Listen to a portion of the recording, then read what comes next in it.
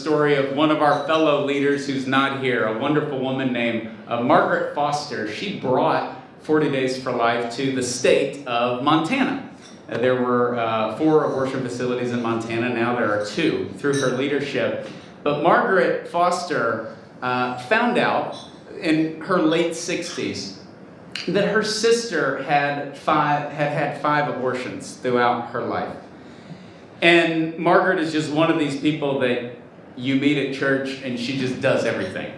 She's just that lady, completely holy and, a wonderful woman.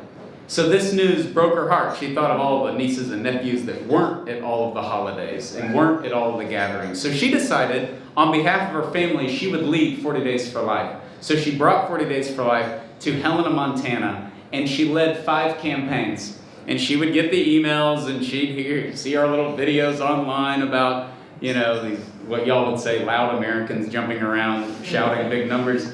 But she just thought, there's no results here. I'm just going to be faithful. I'm going to keep going. I'm not going to stop. And she never heard of a mom turning around. She never saw an abortion facility worker have a conversion, and certainly her abortion facility did not close. And one day, she got a phone call from one of her volunteers who was out at that Planned Parenthood abortion facility, and the volunteer said, "You'll never believe it, a teenage mom just turned around and chose life for her baby." And Margaret was just like, "Wow, we actually saved a baby." I said I didn't want to see any results, but it sure is great to actually realize that after 5 campaigns, thinking this isn't doing any good and fighting that temptation of despair, that this baby was saved. All of her joy was annihilated when she got a phone call just a few minutes later from her own daughter, saying that her granddaughter, Margaret's granddaughter, had gone out of town for an abortion. They didn't even know this young girl, this teenage girl, was pregnant, and she was leaving town, and she was going to have an abortion. And abortion was re-entering Margaret's family, the thing that motivated her to bring the campaign to her city. And so it was just the complete high and the complete low, and she had no idea what the purpose of all this was. So she prayed. And then she got another phone call from her daughter, and she said,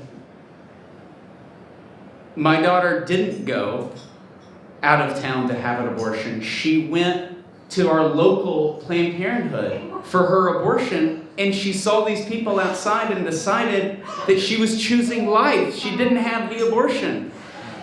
And at that moment, Margaret Foster realized that the first baby who was ever saved from her 40 Days for Life campaign, after doing 5 campaigns, was literally her great-grandson, who they named baby Leo. And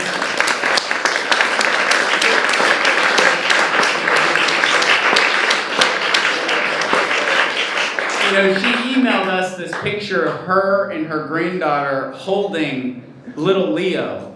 And you think of all the time and all the rejection and it's just completely annihilated with a story like that, a result like that, because that was literally her own flesh and blood. In the reality, and I tell people this all the time, those people who participate in 40 Days for Life, or those people who lead 40 Days for Life campaigns, at some point you have treated your fellow brother or sister as if they really are part of your family, because they are part of the family of God. But if it was our actual family that was going in, if your sister or your mom or your niece or whoever was going in to have an abortion, we would do everything possible to try to stop them. And that is the exact approach that we should have for all people, because of the grave, evil reality that abortion is.